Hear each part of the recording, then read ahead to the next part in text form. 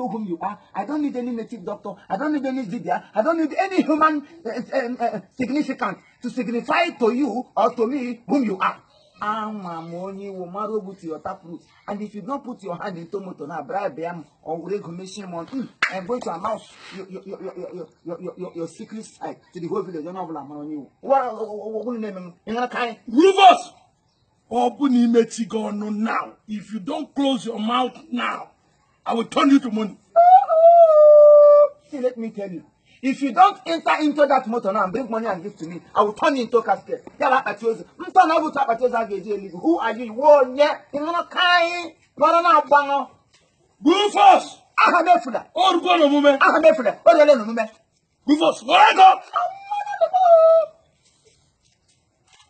go? Okay, thank you.